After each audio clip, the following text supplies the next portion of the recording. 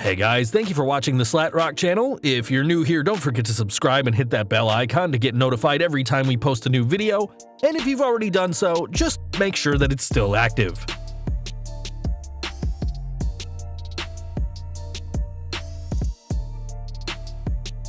Number 15. Road Warrior Animal and Heidenreich win the WWE tag titles. Putting Heidenreich and Road Warrior Animal together was a bad idea from the get-go. It's obvious that the WWE were never going to do justice to the original Legion of Doom. Animal may have been involved in this team, but Heidenreich was never more of a joke to the audience, and that was likely a factor in why his run was so short. Putting the tag titles on the two would just make fans want to have Hawk beside Animal once again, rather than having to deal with this no-talent ripoff. The pair might have won the titles, but it was nothing close to a legitimate run, and the fans tried to forget about it when it was all said and done. Number 14. David Flair wins the US title. Anyone could tell David Flair was nowhere near ready for the big time when he made his WCW debut in 1999. He clearly wasn't ready for the big leagues, but of course the company gave him a push and handed him the United States title early into his run. It goes without saying it was one of the more nonsensical title reigns in WCW, which is saying something when you think about it. It's understandable that the son of one of the greatest wrestlers of all time would be given some benefits and have some doors open for him. Nepotism exists within and without of wrestling. Giving David the secondary title of a company is nothing short of a bad move, though. It did nothing for the legitimacy of the company, especially at a time when WWE was beginning to catch up, if not overtake, WCW in the ratings war. Number 13. Jeff Hardy wins the WWE title. When Jeff Hardy won the WWE title, it was a desperate attempt to breathe new life into the main event scene. Jeff would never be more than a transitional champion. There was no reason at all to give him the belt in 2008. He'd already been a major player in the tag division, and it wasn't worth shoehorning the guy in as a singles competitor. He wasn't the best on the stick, and his matches were good, but they were never main event caliber. The title reign also served as the backdrop for the feud between Jeff and his brother Matt. The reign didn't last long, and it was one of the last things Jeff did before jumping ship to TNA. Number 12. 1-2-3 Kid and Marty Jannetty win the WWE tag titles. The WWE tag division has gone through several low points over the years, but one of the worst was easily late 1993 to early 1994. The 1-2-3 Kid and Marty Jannetty were put together as a tag team for no other reason than that they wrestled similar styles, and because the company was out of other options. They would hold the titles for just 7 days before dropping them back to the Quebecers. Considering the Quebecers, a mid-card team at best, were their main competition, it shows you the depths the division had sunk to. The team wouldn't last long thanks to Jannetty getting into legal problems. An awkward pairing became nothing more than a forgettable moment in the tag division. Number 11. Hornswoggle wins the Cruiserweight title. Several things contributed to the death of the original Cruiserweight division, and Hornswoggle winning the title was one of the final nails in the coffin. It was nothing short of a joke, a piece of the nonsense that plagued the company in the mid-2000s in their mid-card division. We can debate about how entertaining Hornswoggle was as a character, or whether he belonged in the company, but there's no way to justify Hornswoggle winning a title. He would stick with the company in a range of roles, but his run with the Cruiserweight title was definitely a low for the company. Number 10. Bret Hart wins the US title. Bret Hart made a return to the company in the late 2000s that was met with a range of reactions. It was his first time in a WWE ring since the Montreal Screwjob of 1997, and it was mostly seen as a way to make amends for the incident.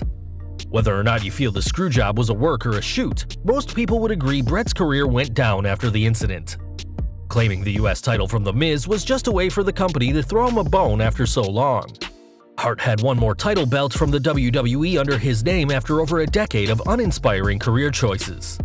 The reign didn't last very long, of course, being done mostly for effect and as a public gesture from the WWE to Hart, acknowledging and making up for the animosity between the two. Number 9. The MOUNTIE wins the Intercontinental title.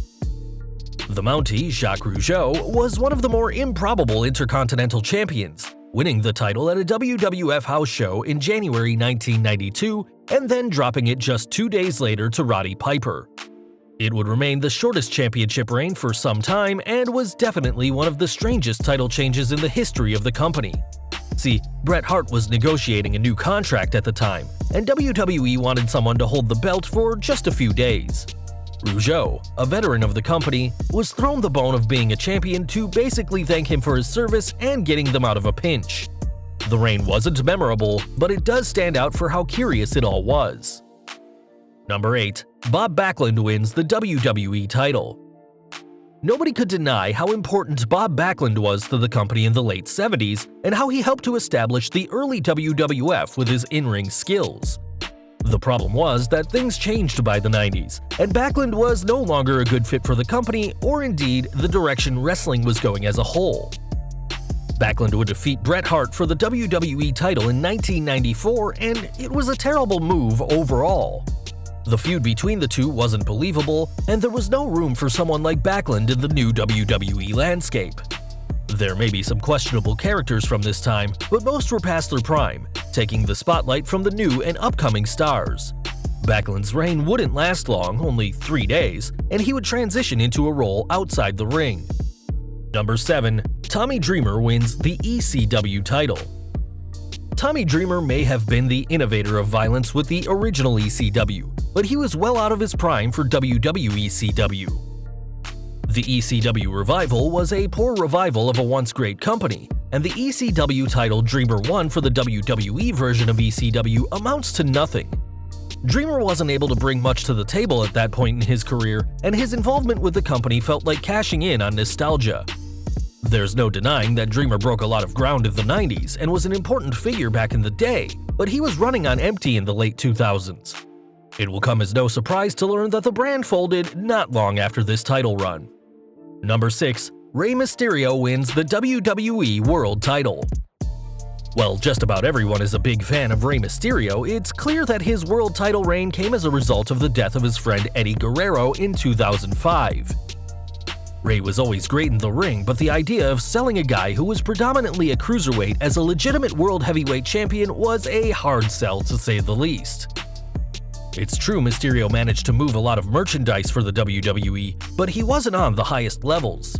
Giving him the title was a plan B to the title reign Guerrero had the year before.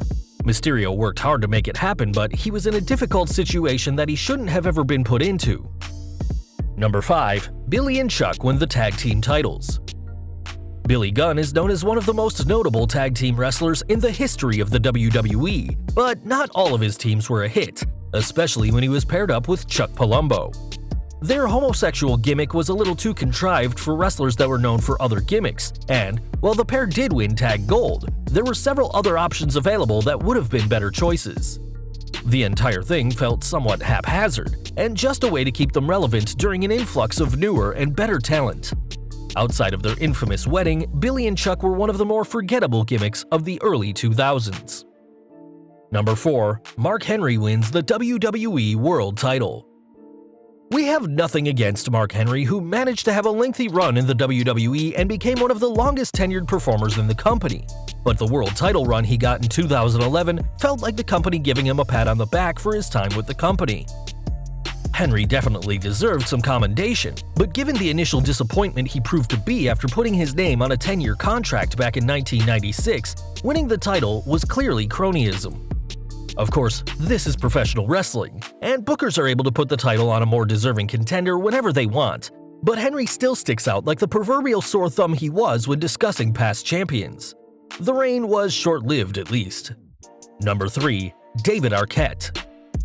Crowing actor David Arquette as the world champion was one of the dumbest things WCW ever did.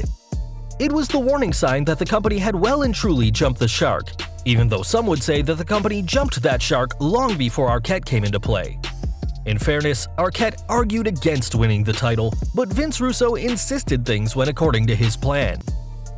While what happened is no fault of Arquette's, it was still a terrible idea and one of the worst and most embarrassing angles in professional wrestling history. It's not like we could have expected better from WCW at the time, but a massive failure is still a massive failure. Number 2. Jinder Mahal. Jinder Mahal was with the company for over 5 years before winning the WWE title last year, and the move was clearly a way to pander to the guy and the international audience he attracted. It could very well be the worst booking decision of last year, as nobody actually felt that he deserved to be the champion, definitely not for how long the belt was left on him.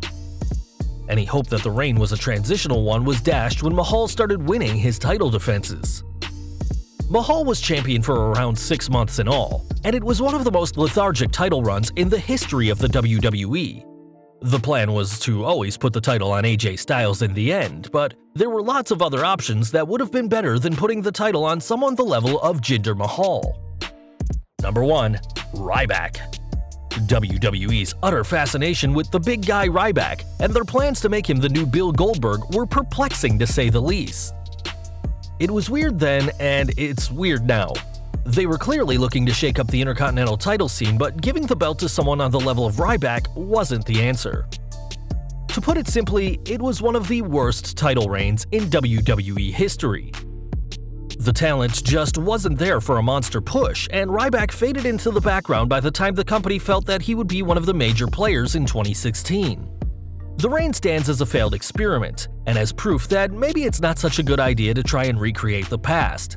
Ryback was dead weight, and his run with the Intercontinental title was embarrassing to say the least. Well guys, that's our list. Can you think of any other times wrestling promoters put the titles on somebody purely out of pity? If so, drop us a comment below and let us know. If you like this video, don't forget to check out our previous video, the top 14 mistakes that WWE did recently. Also, you can check out our other high-rated videos by clicking in the upper right-hand corner or down in the description field. If you did like this video, don't forget to hit that thumbs up button, hit that subscribe button, and that bell icon so you don't miss a single video from us. You can follow us on Facebook, Twitter, and Google+, and as always, thanks for watching.